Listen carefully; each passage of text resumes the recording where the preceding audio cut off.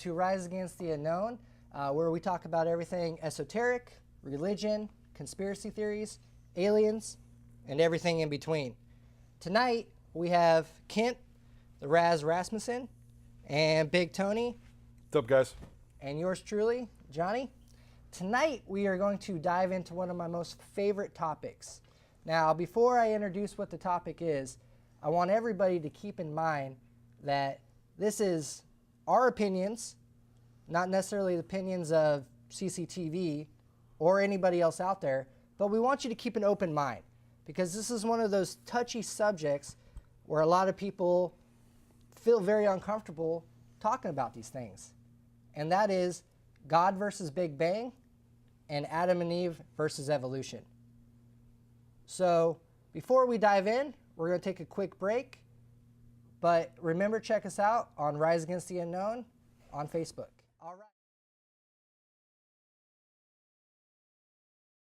All right, welcome back to Rise Against the Unknown. We are going to dive into Big Bang versus God's creation. And guys, I hope you guys are excited for this topic here because I very much am. This is really the reason why I had started the show, because these are the topics that really get your mind spinning and start you asking the questions that need to be asked. So getting started here, the question is how did the Big Bang happen?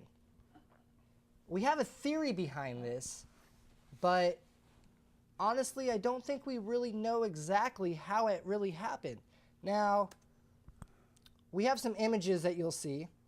You assume that this ginormous explosion happened somewhere, right? We don't know where. Where did it actually come from? The big explosion, the Big Bang itself. And we'll go in a little bit later on what I think the Big Bang actually really was. But when the Big Bang starts, according to science, within the first minute of a second, it's shooting protons and all these different molecules all throughout the universe. Within the first 10 to 22 seconds, they're starting to kind of combine a little bit, all the way to 1 second where they really start to take form. And then eventually within the first 3 minutes of the Big Bang, things are starting to build more and more. And then we jump all the way into about 300,000 years where galaxies start to get created. And then we're up to 1 billion years where they really start to take formation, to 15 billion years. Now 15 billion years, what is that, like 1,000 millions, right, to 1 billion? Mm-hmm. Yeah. So we're talking a crazy amount of time. A little bit of time. Yeah, the Earth itself, they say, is about 4.5 billion years. So we're already 15 billion years into the Big Bang itself before we actually start seeing present day. Now, with that, where do you guys think, or what caused the Big Bang? Was it God creating the Big Bang? Or was it some crazy, chaotic explosion somewhere out there that created it? I mean, to create the Big Bang, you would need for instance, 2 meteorites, one being a positive, one being a negative, and them colliding in space, which would create a Big Bang. There has to be a collision of some sort to get the bang. It makes the most sense to me just by looking at what we're seeing here. Well, and scientifically, to me, it makes more sense that, not of course, none of us were there. We don't know how it actually happened. Right. But the idea that, these masses came against one another and a huge amount of energy was exerted, and these rocks were floating around, and, they orbited around a bigger body. I mean, that makes the most sense to me. But, this is a lot of numbers to me. Trying to think about how they know all the way back exactly how it began and how the temperatures were and how everything was formed. But it makes the most sense because, it's not like we have a, Willy Wonka machine that we're popping in. This is what we want. We want this Earth. Let's shoot it out, and boom, there it is. Right. And even in our lifetime, I mean, you can think of places that you've been to as a child, where there was a river, and then all of a sudden you go back to it as an adult and you realize that over time the water wears things down and how science works and how things change. And that's just in our short lifetime. You know, granted, I'm the oldest guy in this room, but to me, I can remember land masses changing just in my lifetime and how things look so different through the natural course of time and wearing things down, erosion, and different things from the sun. Makes the most sense. Prime example, Cape Kiwanda up in Pacific City. Yeah. The Cape used to be right on the front of Yeah. the town. Now it's half mile out. And people's houses are falling in the ocean because they were built 30, 40 years ago, and all things are changing. Things are changing, but you know, it's a period of we're looking at 15 billion years. But I think the craziest thing about this topic, though, is when we're talking about Big Bang versus the other theory is God just speaks and creates everything, right? Yeah. But where did the Big Bang come from? I mean, so we say, you know, Kent, you said something in space collided, and then next thing you know, but where did the space come from? Where did it really start? And that's where the mind really starts to just can't even fathom. Where did it? Where did It seems begin? like there should be someone controlling, I guess. Controlling it almost, right? Yeah, I mean, because the way that it just randomly happened, there had to be some sort of control or somebody creating something or something. They don't know what. Maybe they tie in together, and the God creation and the Big Bang, God spoke, thus the Big Bang happened. Well, and that's the hardest part for me to grasp is when you're talking in terms of God's creationism and the Big Bang theory is the time frame. Because, you know, they're so specific about a time frame of when things happen, and it's very specific. You know, the Big Bang theory, you know, you're talking, you know, 15 billion years. I mean, they don't know exactly. These are, you know, rough estimates. It's an estimate. Estimate right? based on what they think is happening. But, you know, Christianity in the Bible is so specific about how long we've been here, how long it's been since creation, and all of those things, which doesn't make sense when you're talking about you pick up a rock from the earth and you do core samples that say that it's billions of years old, but yet creationism happened a couple thousand years ago. Yeah. Well, you know, Doesn't so work. they say, you know, in the Bible that basically, you know, it's been what 4,000 years at the very most. 5970. You know, but we have, I think, more Are or you sure less about that? more scientific proof proving that the Earth has been here for at least 4.5 billion years. Yeah. So when the Earth was created, it was nothing but like basically a fiery rock, and throughout the first billion years, really nothing was happening on Earth other than it just spiraling throughout the galaxy. But the crazy thing about this is when we're seeing everything just kind of shoot through, it's like everything was made in a perfect chaos. Yeah.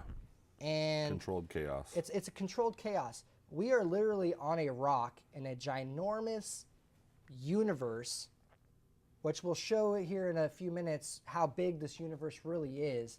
That we're just spiraling through here, and at any moment in time, it could just, we're gone.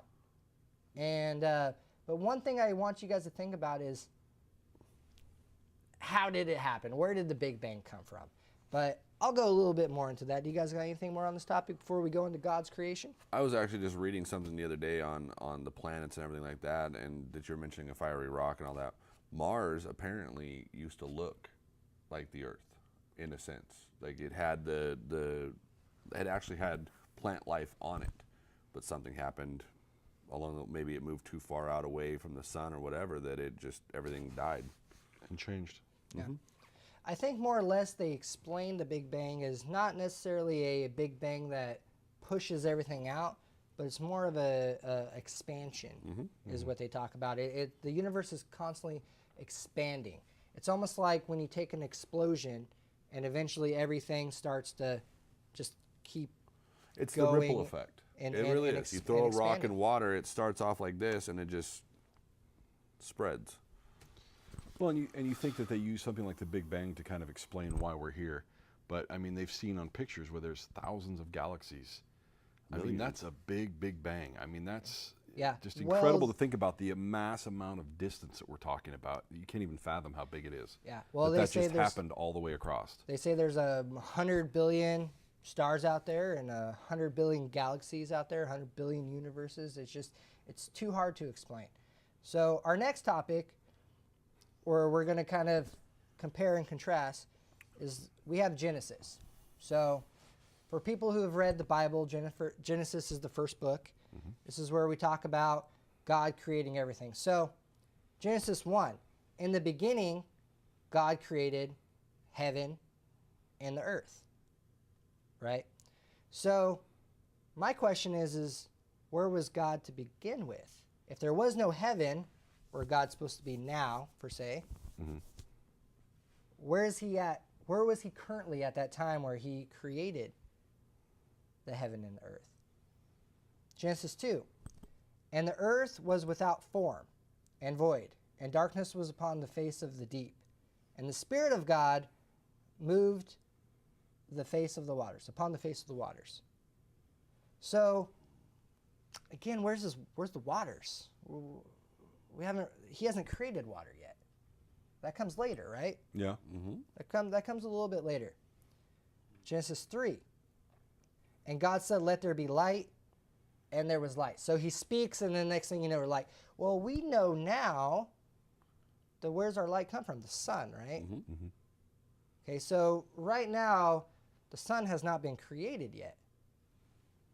But we know through the Big Bang, and we know through just common knowledge, that the sun was probably created well before the earth. The sun is way older than Right. than this rock that we live on. Genesis 4, and God saw the light, and it was good.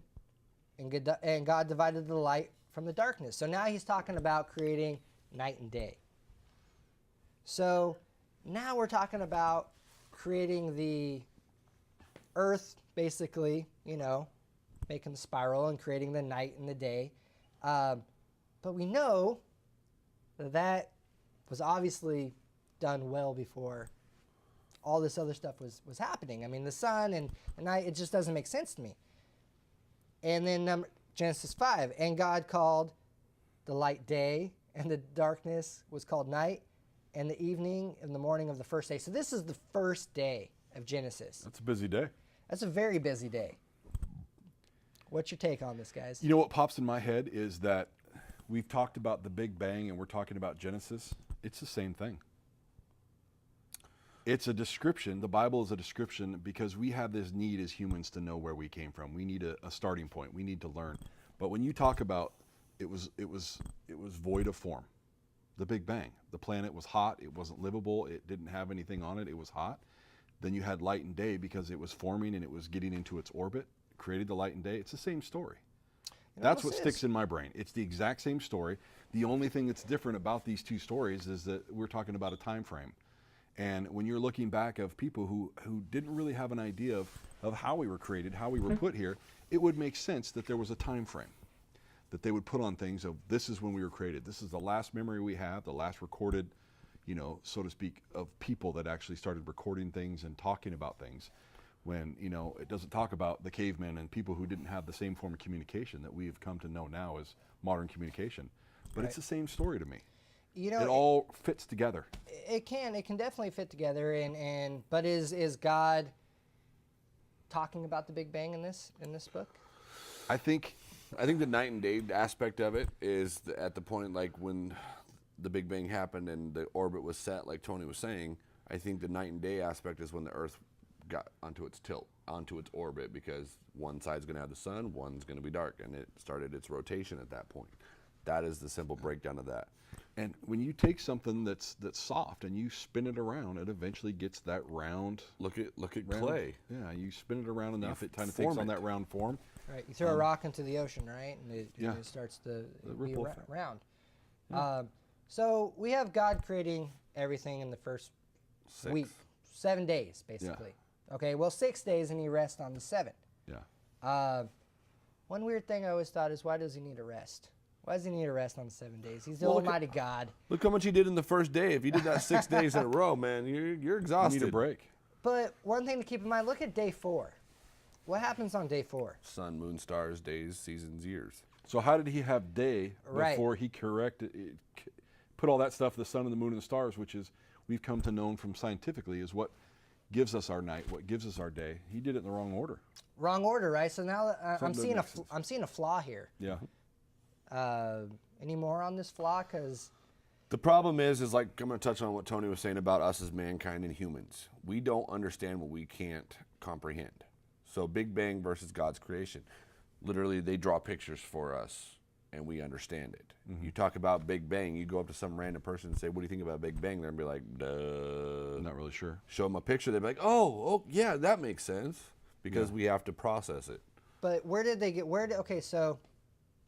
get the information I think it's a to write this? Who gave?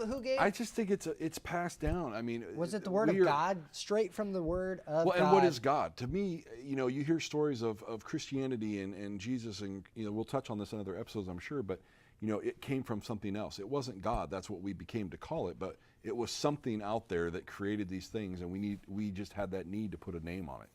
And God was the strongest word we could come up with.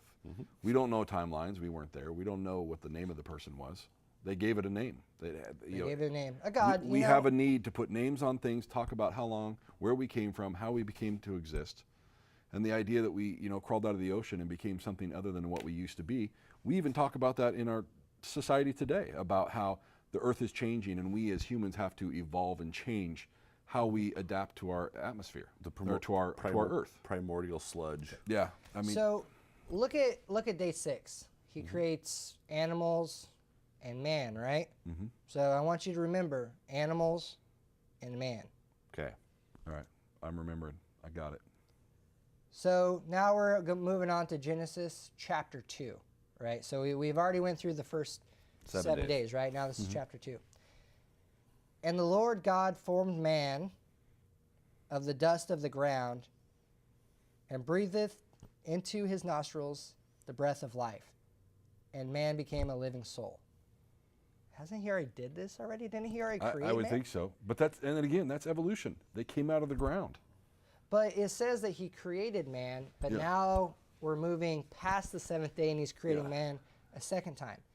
Yeah. And the Lord God planted the garden eastward of Eden, and there he put man who he had formed. So now he's talking about who? Adam, right?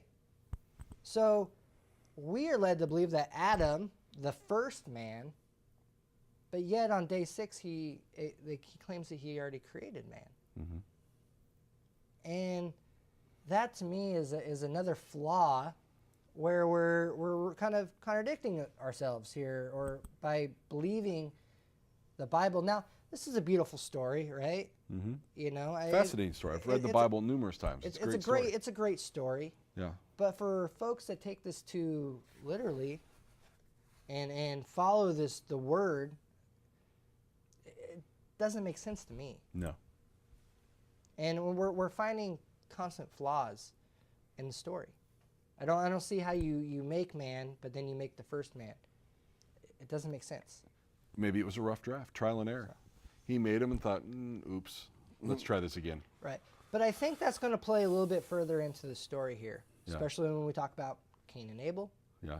and when they leave, the Garden of Eden. We're going to actually kind of jump back again to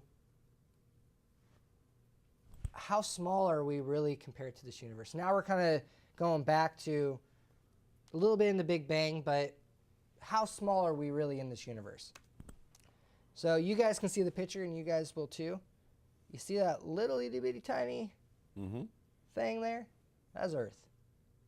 That's Earth compared to the sun, and the rest of the planets even, at that matter. It's nothing. It's a speck of the sun. But my question would be is if God created Earth just for us, as led to believe, what would be the point of creating that? What would be the point of creating that? Marbles. Well, and if you're God and you are the all-seeing eye and you know what's happening and you create this little tiny rock that we're overcrowding, but you make all these other big planets that are just useless to us. They don't. Why? They What's don't. the point? What's the point? There's no life. Why not just create the Earth, And that's it. make it happen? Inside a petri. Yeah, there it is. Why? What would be the point? And what would be the point of all these galaxies and stuff? It would make more sense with thinking that it was naturally formed scientifically. Some rocks are bigger, some rocks are smaller, Right. some just kind of how they grow. So you can see in this image that all the stars that you can see in a night sky is just in this little tiny circle compared to our galaxy. So again, why would God create all of that It just doesn't make sense For just us. for just us. I think all that is trial and error. Each one of those major galaxies are ones that were messed up. So you just push them Maybe out we're the further. mistake. Maybe we are a virus to this planet. Yeah. We use up all the resources and move on. Mr. Anderson. So we can put this slide into perspective here. So what is that, like I think we said it was like a molecule or a dust particle or It something? looks like an allergen. Allergen. So we know how small one of those are. I mean, we can't see it. They come in and mess us all up every season, especially here in Oregon, you know. But that allergen, if that allergen was equal to the sun, the United States itself would be equal to our galaxy. Just our galaxy, not our universe, but just our galaxy. It's a big galaxy. That's huge.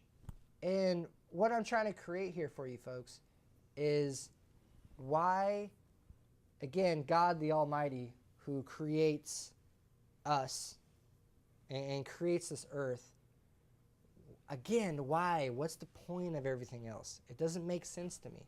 It really just doesn't. Unfortunately, the Bible is a fascinating book and story, but there's parts of it that are missing because the story doesn't make sense, like John's saying. It just doesn't. Yeah. You can't go from, like he said, day 6, create man, to after day 7, create man. You either that or you have one horrible proofreader. All right. So I'm going to kind of dive a little bit into a theory that I have. So we have the Proton Collider, which is in Switzerland. Okay, you guys ever hear about that? We've talked about this before. So Have you, Tony? Very little. this Proton Collider is roughly about 20 miles around. It's basically a big track. And what these scientists are doing is they're basically throwing atoms around this huge track, which again is like 20 miles long. And eventually these atoms, or protons, they collide, creating basically a Big Bang, right? Big Bang, yeah. Big Bang. So when we're talking about the Big Bang, and now we're seeing science do things like this where they can now measure and look at what it looks like when you collide these things together. You're really, to me, and they call this the God particle actually, is what they call it. It's called the Higgs boson, but in other words, it's called the God particle. So science is already kind of making this same conclusion too. This is what it looks like. It almost looks like what I would interpret as the Big Bang itself. Mm-hmm.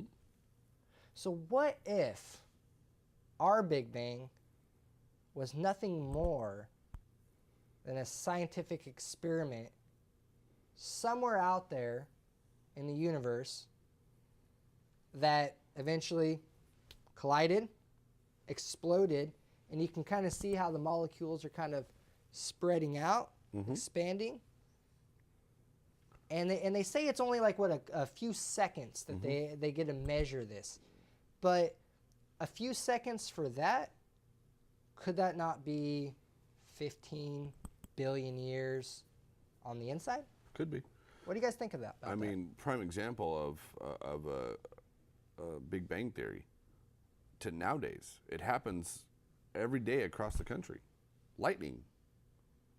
Proton and the neutron hit each other, you've got lightning. That's how you get lightning, is 2 atoms are hitting each other in the clouds and it flashes down. So if you get a big enough atom, they collide, you've got your Big Bang. I mean, am I off track on that? Yeah. Well, you're a little off, but no, you're That has nothing to do with this subject. a little bit off.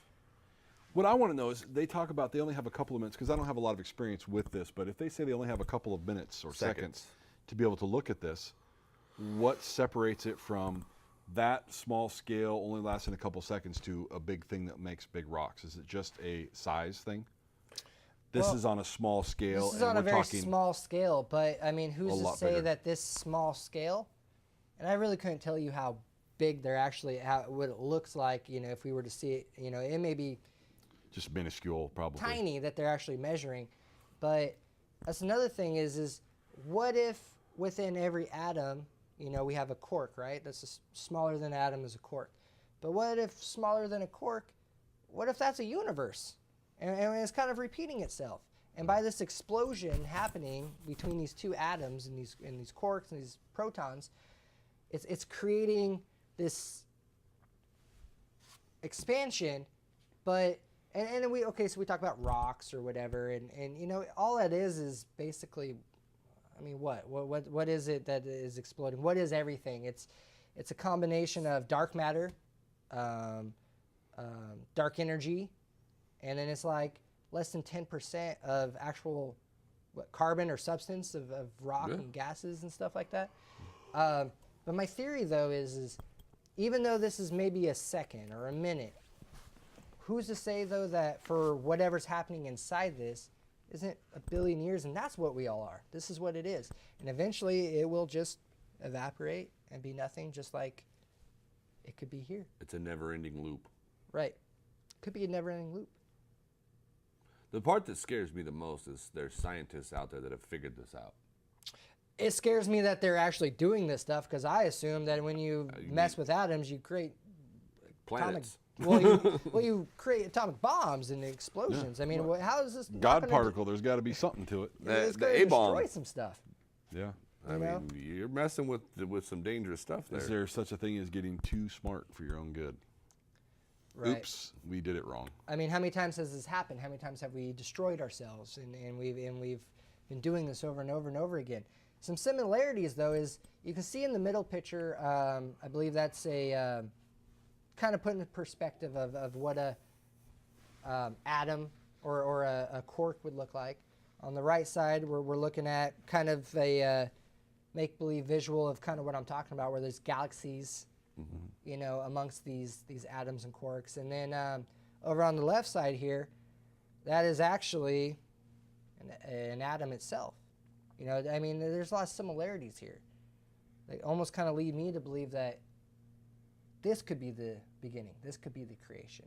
This is like Men in Black.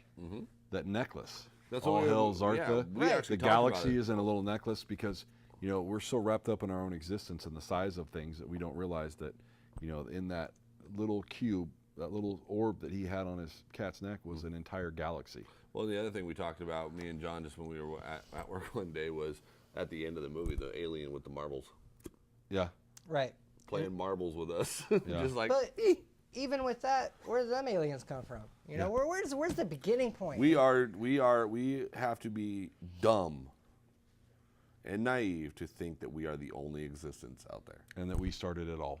That no makes us just flat out idiots. Yeah.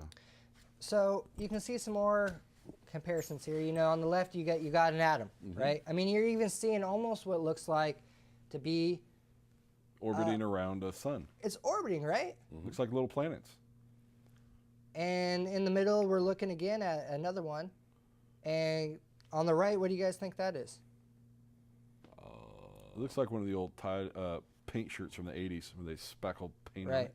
it. It almost does look like an atom itself or It a does. quark. It's a lot but bigger. But what that is if you were to flip that around basically flat, that is the Milky Way galaxy. Okay. And all those lights and everything, that's just a measurement of dark matter and dark energy and all these things. What I find ironic is going back to the atom over here, like Tony was saying, is it looks like it's orbiting around a sun. Is like with us, our planets that are in our galaxy or universe, they never come close to each other. They're on their own separate track, just like on an atom. Each one of those dots is on a separate track. Right. And that's like based on size. The smaller ones are closer, bigger ones further away because of that pull. And they're going crazy. Yeah. So, any final thoughts on? So we're talking God versus Big Bang, or like, what's your guys' final thoughts on this? My final thought is simple. I wish they would have left the word, if you want to call it the word of God, whatever. I wish they would have left it untouched and not edited it, because I'd really love to see how the story read. But they unfortunately tampered too much with it. And my final thought is it's one and the same. It's an interpretation of the same story. You know, just like if you were to take a original book in Hebrew and translate it down through the years to our modern day English that's changed, or Aramaic, even original Aramaic. the story changes, but it's still the same story. It's like a group of people sitting in a line. One whispers to the next one the story, that whispers to the next one. By the time you get to the end result, you've got the same story. Got Just the same story. told a little bit differently, and it's a little bit more user-friendly. You Yeah. know, people don't sit down and listen to a 15 billion-year-old story, and they're like, that doesn't make sense to me. But talking about creation, that makes sense. Yeah. That gives us an explanation of where we came from, how we Right. came to be. Beautiful story.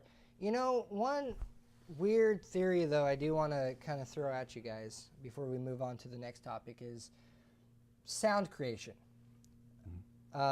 We've talked a little bit about sound creation.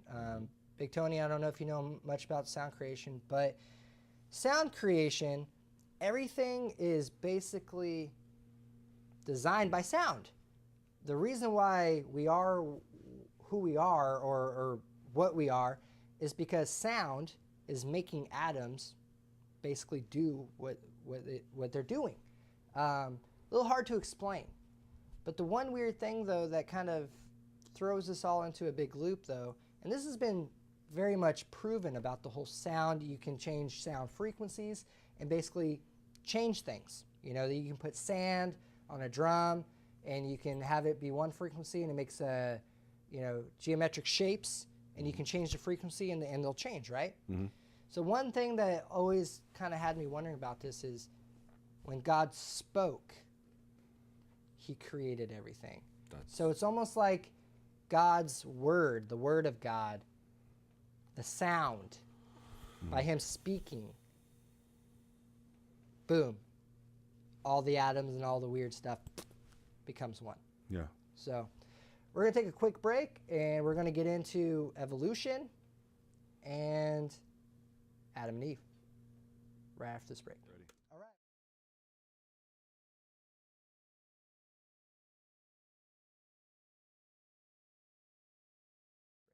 All right, welcome back to Rise Against the Unknown. We were just talking about God versus Big Bang. It's pretty interesting stuff, guys. But we're going to kind of keep moving through Genesis and a little bit into science, where we're talking about Adam and Eve and evolution. So, Adam and Eve. So now we're moving along into Genesis, right? And God said, let us make man in our image, after our likeness. Who's our? He's got like a whole posse up there. Angels. Right. Is there more than one God? He's speaking to his original creation, which was angels. I mean, is that a mistranslation? Or is there multiple gods? There could be. Well, a lot of religions Yeah. talk What is it, about multiple gods. Indians, Hindu, Hindu, they had like 12. for different things.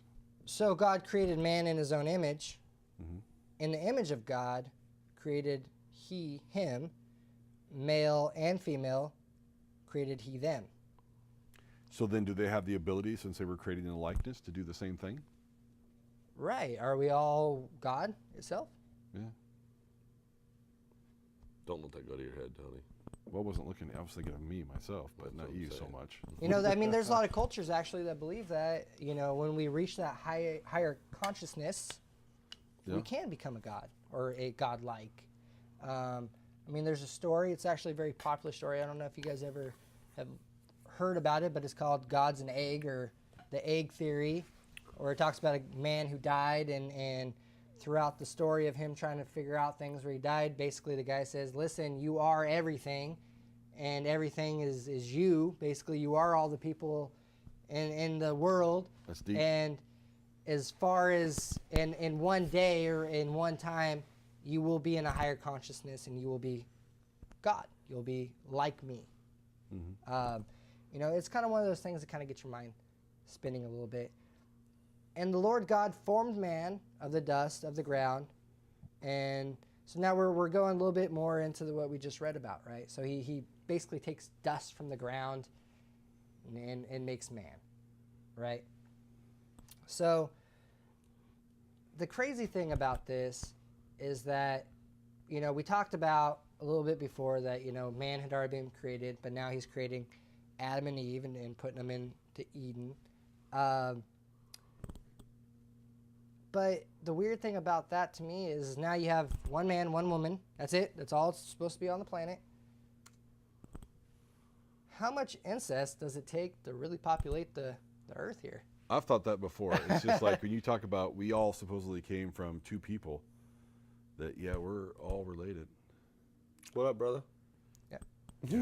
Well, it's almost scientifically impossible, based on our genomes in our body, to have came from one man or one woman. And in, they say 4,000, 5,000 years, 5,900 years, two people created how 7 many billion. 7 billion people. Well, you also have to think a little bit further into the future here, where God It's like the wipes rabbit- out everybody, and then it starts right back in with And Noah. it starts again. all over again. Yeah, with Noah and with his his sons. family started populating the world. That's like the rabbit syndrome. Yeah. Oof. Doesn't make a lot of sense. Doesn't make a lot of Me and sense you have either. 6 kids. Yeah, but even at that pace, that's wow. At that pace, it just can't make sense. Yeah. I mean, I'm sure when you start reading the, God, what is it called? Where it really starts breaking it down. You know, I mean, there's a huge part of Genesis where it starts going into like Well, all the different names and all stuff. You can't. and then I you can't talk keep up with about it. like it talks about how people live in different parts of the world and they become darker and they're, you know, like the Africans get darker skin and then you've got different color and it's like that doesn't make any. But we all came from two supposed white people in the garden. That, Yeah, two white people. yeah. At least course that they they're were always white. depicted. Yeah. Of Even course though they it were was white. from the Middle East, Yep. we're thinking they apparently they were white. Well, again, that's Europe's interpretation Take on on it. things. You know, their takeover on it. You know, where they obviously Yeah. make them. So God jacks one of Adam's ribs. Basically, he puts him to sleep and yanks his rib right out, right, and creates Eve, right. And it says, "And the Lord God caused a deep sleep to fall upon Adam, and he slept, and he took one of his ribs, and closed up the flesh instead. Therefore." So he just, and that's another weird thing too, is why would he do that? That's weird. He why- created Adam from dust. Why wouldn't he just do the same thing?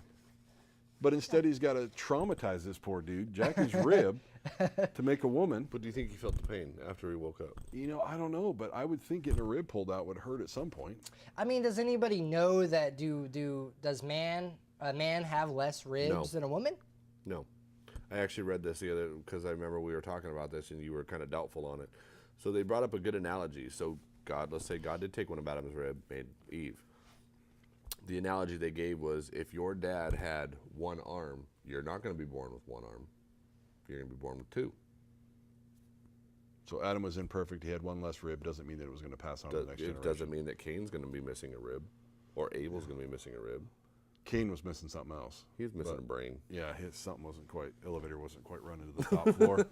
But yeah, to me that just, you know, I get the whole, he brought us from the dust, because you've always had that story of ashes to ashes, dust to dust, you die, you decompose, you come to planet. So of course it would make sense to them that we came from the dust if we go back to it. But that seems a little bit, I don't know.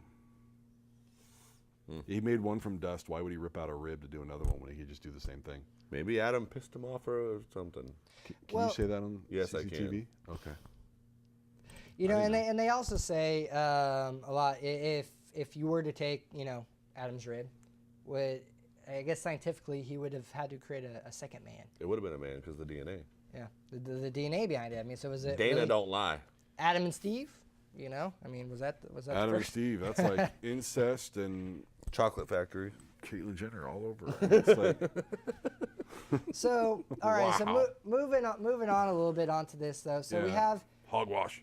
Adam and Eve, okay, and then Eve is presented with a opportunity to eat from the fruit, right?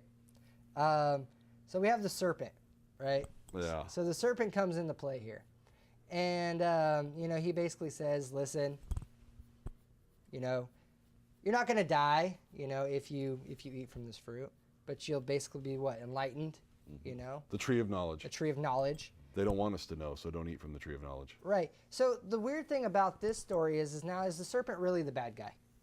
And this is something that I kind of feel a little bit strongly about, because it's almost like the same thing where I think we talked about this on a previous episode, is you have God who puts Adam and Eve in the Garden of Eden and says, you basically are dumb. You know, like you don't know anything. You know, he's not going to give them any knowledge, but if they eat from the tree of knowledge, then they'll be enlightened.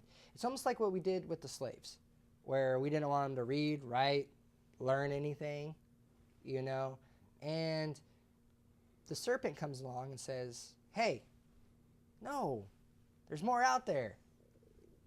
You'll be aware, you'll be enlightened if you eat from this. So are we saying that Harriet Tubman was the serpent for the slaves because she freed them? Well, Abraham Lincoln freed the slaves, but Then he got shot in the head. it's almost like the same thing that you do to a slave. So were Adam and Eve not a slave in the Garden of Eden? It's Okay. kind of what it sounds like. This also goes into my theory again when we talk about the Anunnaki, you know, and ancient astronauts coming down and creating the first man and splicing their DNA where they make it into their own image, right? We're talking about our image. Made in our image. Yeah. I mean, could it not be a story of an ancient astronaut coming down, taking their DNA, splicing it with an early hominid, because man was already created, right? Mm-hmm. There was a man-like creature already on Earth. So did they not take that, make it into their image? Because here's the difference. We have a lot of animals on this Earth. And they say, you know, humans, we're animals too, right? And there's a lot of smart animals out there. But there's no animals out there building iPads No. or skyscrapers or building universities or any of the stuff other than human beings. So what makes us so different, even in the evolution part of it, other than the intervention of maybe an alien come down and kind of helping? And again, is the serpent maybe another co-alien who said, man, this is kind of messed up what we're doing. We're running experiments on these folks. Let's give him some enlightenment. And then God's like, nope, told you to listen to me. Not going to happen. Get Get out outta my here. get out my garden. Get out of here. Yeah. Get go, outta here, right? Go populate the world. So the story of Adam and Eve, I mean, we really get the story probably from the Sumerians. So we've talked about this image. Kent, you want to talk about this image a little bit? So obviously, the image that we will display is it's a depiction of Eve with a serpent behind her, and the tree, with, you could say it's God, Adam's got horns. or you could say it's the devil. I could say the devil, but why But- would the snake be there if Maybe the snake was like her conscience. You know, he's right-hand man? maybe trying to convince her. Make it so, number one. Because maybe the horns, if you're Eve and you see this man with horns sitting across me, you're scared. But you're not scared of a snake? Some people love snakes. Oh, God, no. But the depiction basically states that she was getting tag teamed. That we can't do that on CCTV. Well, this isn't the only story. The Sumerians No. they don't, you know, there's a lot of other stories. We have, let's see here, some other stories Wasn't there an here. Egyptian one? We have, let's see here, I believe this is Asian version of it. Looks like a version of Jesus. You know, they have a version of Adam and Eve. Here's the Egyptian, Isis, creates man and woman from clay, dust. I Breath mean, of life. you know. So I mean, Clay, we're dust. almost kind of getting into the fact that maybe the story that the Christians would take was really mistranslated. Really mistranslated. Well, we've also talked on previous times of it's several different religions that the Christianity, whatever, pulled from and tried to make it make sense, and unfortunately, they failed. It doesn't. Yeah. Well, we also, so now on the other hand, so we've talked a lot about Adam and Eve. Okay. So now we have the other, 5,900 years ago, of course. we have another an interpretation is we have evolution. Okay. Which to me is still, I'm still not on the same page with it. So first humans, according to the current evolutionary theory, the oldest known ancestor of man, hominid, appeared from 6 to 7 million years ago. And the first modern form of man, Homo sapiens, appeared about 195,000 years ago. So one thing to put in perspective on that, so we have the first Homo sapien, right? Mm-hmm. Almost 200,000 years ago, right? How long our history do we know? We're talking what, maybe 6,000 years from the early Egyptians and the early Sumerians that are basically our recorded history. I mean, basically, the most you could do, you could put at that is 10,000. Yeah, we'll say 10,000 years, right? So what were we doing for the first 185? Yeah. So I mean that goes in there 20 Crawling on all times. four. Basically 20 times our existence that we know of, our recorded history, Yeah. goes into modern man. So again, how many times has this happened? That's what I mean. That's a How many times could have this happened? It's one thing that I keep bringing up when we talk it, when we're not on the show and everything like that. How many times has God or gods said, "Well, I screwed that one up. Let's start over." We're a big iPad. We have a reset button. We do. Factory reset. Well, messed that one up. Hit the button. And so we have kind of a chart here where it shows the evolution chart. See, primordial sludge. We are a tadpole that's dancing, apparently. Right, a little crazy dancing tadpole, and then we get a little bit taller, and then for some reason we go back down, as an ape, and then keep getting a little bit more and more and more and more and more, and then all the way to modern Homo sapiens. Except for Tony. He didn't shrink. I'm one of the original giants. But it's almost like, where did the intervention happen? Where did it really jump? I think it jumped right at the Homo erectus. Only because that's the one word I wanted to pick out. But my thing Wow. is, it's almost like, and my theory is where did our ancient astronaut people, where did they start? But I mean, that would be the most logical thing, because you said Homo sapiens were 195,000 years ago, right? That's what the previous slide said. That would be right there in the center, you would figure, is when the intervention happened and we became what we are now. When we're talking about the Anunnaki too, they claim that the Anunnaki came about 200,000 years ago, roughly about where the jump went. Maybe the Anunnaki knew that their life was coming to an end, so they decided to procreate.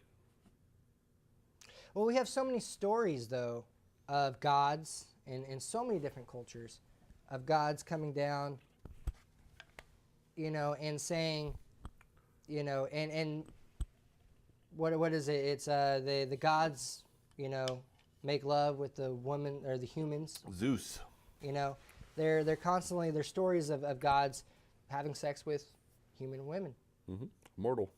And time after time we see this, and it's all across the world that these stories are happening.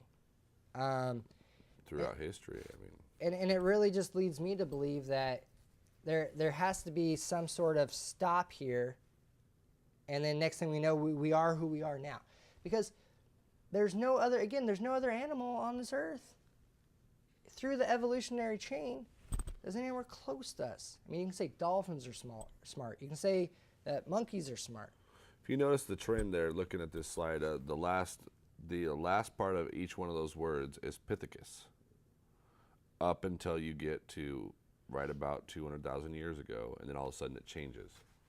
So why wouldn't that seems like a good spot for the DNA splicing to take place.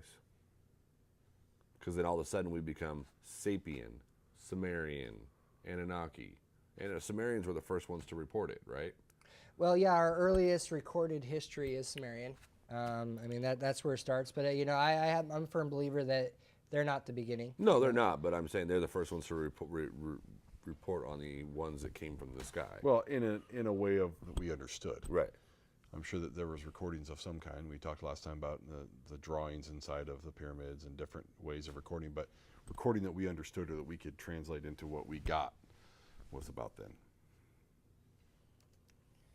Again, I always go back to aliens, guys. It's a good picture. I like that picture. I always go back into that. There's been quite a bit of different TV movies that kind of go into this same thing. What if there was a planet out there, that was dying, and they needed to come and find a new planet, and Earth was the closest one like it. And they talk about it in the Bible. Came from the skies, came from the heavens. That's what that's depicting. That's to us as a god because it's big. We've not been up there, so anything that comes from the sky has got to be God. Zecharia Sitchin is probably one of the first people to really kind of decipher these Sumerian tablets. There was over 20,000 of them found. Where was this at? This was in, I guess, modern-day Iraq. Okay. Outside one of the cities there. They had found about 20,000 tablets. And then the picture on the right is then when they found the poppy fields. Um, Look at those eyes. But look at the color of those eyes. Yeah. Blue. Are they not blue? Yeah. I mean, what's the color of eyes that's generally from that part of the earth? They're all Brown, dark, right? brown. Dark. So we're talking about giants, Tony's ancestors. Blue-eyed. Yeah. Blue-eyed. Got me covered. They even talk of a lighter skin, person. It doesn't make sense for that area No. at all. Unless that area, like we discussed on the last episode, was at one point that area of the world was us, and through change, it's become the desert that it is now. Yeah. Well, their idea. They talk about the Anunnaki being down in South Africa as well too. That was one of their bases. I mean, we talk about maybe even Atlantis, but mostly, I guess you would say Middle East. Mm-hmm. But the blue eye is not a common thing, so that's odd to me too. When we're looking at that. I like the picture in the middle, in the bottom. There's a lot going on there. Dancing chickens. Right. Well- Well, where else do we see? So you see the dancing chickens. Where's some other cultures that we Egyptian.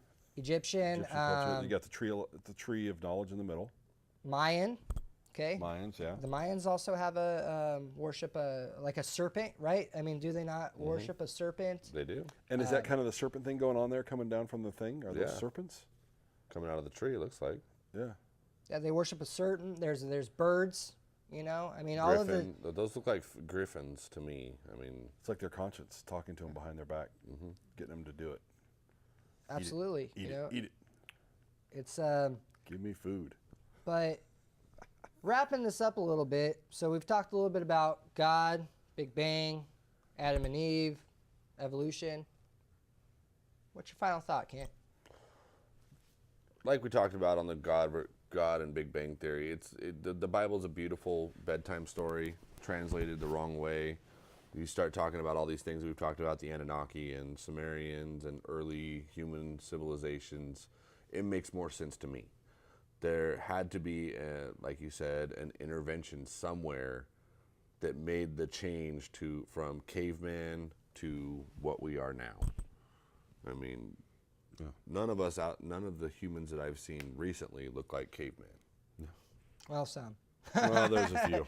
There's a few. No, I mean like the big head looking like Yeah, they mated with Neanderthal. an ape. Yeah. What about you, Big Tony? Just for me, I think that, I would love to have the ability to go through and study all the ancient religions. If I could have that dream job where I didn't have to work much and could study. They all seem like the same story. They all came from different people's interpretations. Just like you see Buddhism has changed.